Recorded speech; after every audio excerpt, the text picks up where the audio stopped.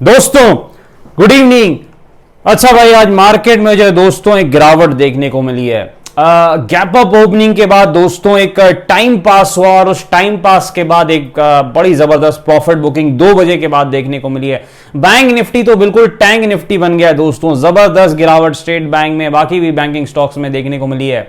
अब आगे क्या, खासकर एक्सपायरी, मंथली एक्सपायरी है भाई, इस महीने का खेल खत्म है। क्या होगा डिस्कस करेंगे दोस्तों। निफ्टी, बैंक निफ्टी स्टॉक्स की एनालिसिस करने का प्रयास करेंगे। स्वागत है आपका आपके अपने चैनल टीके मनी में। मेरा नाम है त्रिभुवन। चलिए चर्चा की शुरुआत करते हैं दोस्तों। सबसे पहले सबसे इंपॉर्टेंट मार्केट यानी निफ्टी।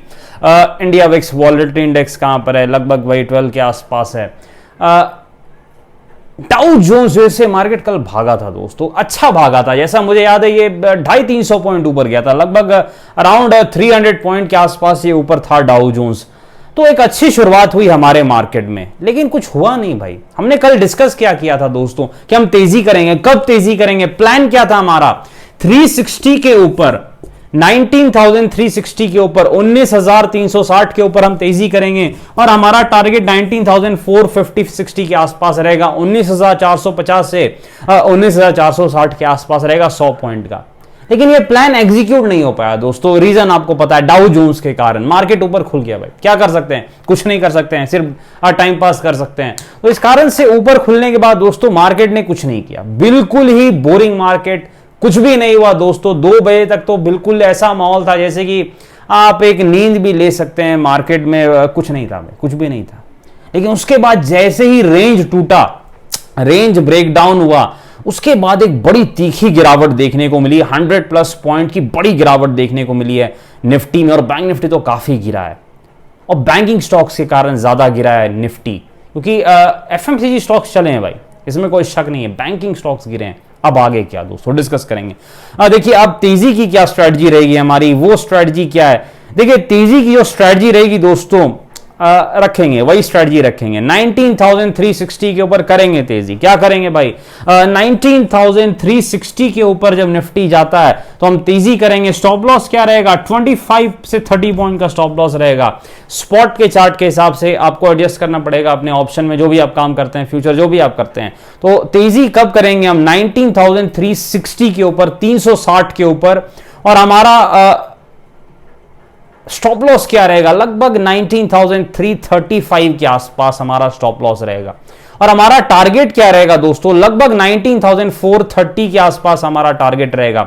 यानी 19,430 के आसपास का जो जोन है, यहां आसपास हमारा टारगेट रहने वाला है, क्योंकि यहीं आसपास एक ब्रेकडाउन हुआ है और बड़ी गिरावट देखने को मिली है। तो लगभग 60-70 पॉइंट का हम टारगेट लेके चल रहे हैं। 20-30 पॉइंट के आसपास का हमारा स्टॉप लॉस रहने वाला है। लेकिन देखिए कल बड़ी एक्सपायरी है, क्योंकि मंथली एक्सपायरी है, काफी पोजीशंस स्क्वायर ऑफ होंगे, तो वहां पर उठा पटक काफी हो सकती है। तो मंदी का भी प्लान रेडी रहना चाहिए भाई। ऐसा नहीं कि बैठे हुए हैं कि मंदी का कोई प्लान नहीं है हमारा, तो मंदी का भी हमारा प्लान है दोस्तों। 19,300 के आसपास एक सपोर्ट है, तो 19,300 से लेके 19,310 का जो जोन है, ये एक छोटा सपोर्ट का काम करेगा निफ्टी के लिए। अगर ये ब्रेक होता है, अगर ये टूटता है, ठोक देना। मंदी करनी है भाई, पिटाई करनी है।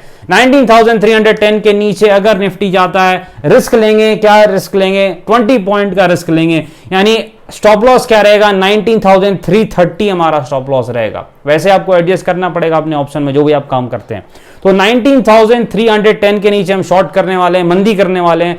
20 पॉइंट का स्टॉप लॉस हम लेके चलेंगे 19,330 के आसपास। हमारा पहला टारगेट क्या रहेगा दोस्तों? 19,240 के आसपास, 19,240 के आसपास हमारा पहला टारगेट मंदी में रहने वाला है। क्योंकि अगर मंदी मार्केट देखिए रेंज में फंसा हुआ है, एक तरफ तो इसे चलना ही है। अब 500 पॉइंट की बड़ी चाल इसको दिखानी है 3 दिनों के अंदर, ऊपर या नीचे। तो ब्रेकआउट होता है या ब्रेकडाउन, इस हिसाब से होने वाला है। तो 19,240 आपका पहला टारगेट रहेगा मंदी में। और अगर वो लेवल टूटता है तो 19,180 आपका नेक्स्ट टारगेट रहेगा, जो कि सपोर्ट है निफ्टी का।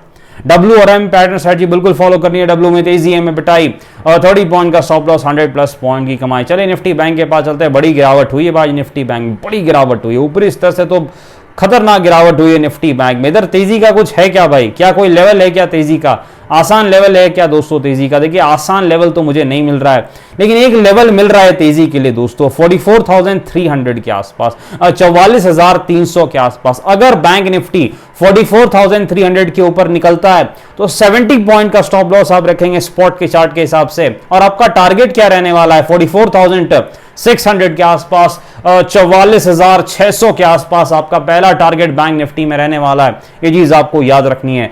आपका सपोर्ट क्या है बैंक निफ्टी में? बैंक निफ्टी में आपका सपोर्ट है 43,900 के आसपास, 43,900 के आसपास। बैंक निफ्टी में मंदी कब करनी है? आज का लो टूटते ही, यानी 44,200 के नीचे अगर बैंक निफ्टी जाता है आप मंदी कर सकते हैं। टारगेट 43,900 के आसपास का जो जोन है वो आपका रह सकता है, वहीं पर सपोर्ट है। यहां भी WRM पैटर्न स्ट्रेटजी दोस्तों आप फॉलो कर सकते हैं। डब्ल्यू में तेजी, एम पिटाई, 70 पॉइंट का स्टॉप लॉस, 300 प्लस पॉइंट की कमाई। स्टॉक्स में चलते हैं, स्टेट बैंक के पास चलते हैं। सबसे पहले स्टेट बैंक में बड़ी गिरावट दिख रही है, 550 के आसपास स्टेट बैंक का बड़ा सपोर्ट है। अगर वहां आसपास स्टेट बैंक आपको मिलता है लॉन्ग टर्म के लिए अच्छा स्टॉक है पोर्टफोलियो के लिए, अगर 550 के आसपास मिलता है। हीरो मोटोकॉर्प के पास चलते हैं दोस्तों, हीरो में गिरावट है, डिविडेंड यील्ड के लिए एक अच्छा स्टॉक है। कुछ दिन पहले मेरे ख्याल से हीरो का डिविडेंड भी क्रेडिट हुआ है, अच्छा है भाई। लेकिन इसका सपोर्ट कहां पर है? गिरावट हो रही है 2840, 2840 के आसपास हीरो मोटोकॉर्प का सपोर्ट है। जोमैटो हमने डिस्कस किया था दोस्तों, 100 के आसपास इसका रेजिस्टेंस है, वहां तक जाने वाला है। अगर 100 का लेवल ये निकाल लेता है, एक दिन खड़ा हो जाता है, तो फिर इसका अगला रेजिस्टेंस जैसा मुझे याद है चार्ट में तो पीछे जाना पड़ रहा है, वो 120 के आसपास है। तो देर सवेर जोमैटो 120 तक भी जा सकता है, 120 तक भी जा सकता है, क्योंकि वहीं से ब्रेक डाउन हुआ था जोमैटो का। तो अब वही बड़ा रेजिस्टेंस है जोमैटो का। तो अगर 100 के लेवल को निकालने में कामयाब रहता है जोमैटो, 120 120 तक जा सकता है। सपोर्ट कहां पर है जोमैटो का? 89 के आसपास। जुबिलेंट फूड भी चला है भाई, काफी दिनों के बाद जुबिलेंट फूड भी चला है। कहां है भाई जुबिलेंट फूड का रेजिस्टेंस दोस्तों? 530 के आसपास और जुबिलेंट फूड का रेजिस्टेंस है। और जुबिलेंट फूड का सपोर्ट कहां पर है भाई? 480 के आसपास जुबिलेंट फूड का सपोर्ट है।